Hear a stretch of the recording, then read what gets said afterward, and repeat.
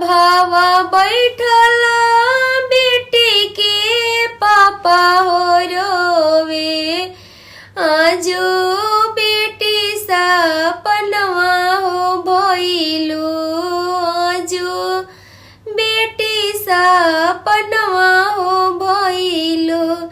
चुप रह चुप रह हमारा पापा हो, आजो पापा सुचितवा भइल हो, आजो पापा सुचितवा भइल हो।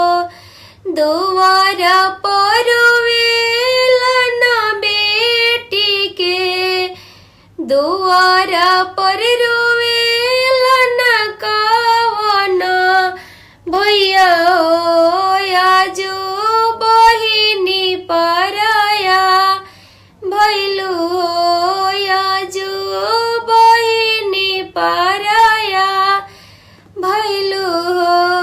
चुप रह हमारा भैया हो, आजो भैया सुचितवा भइल हो, आजो भैया सुचितवा भइल हो।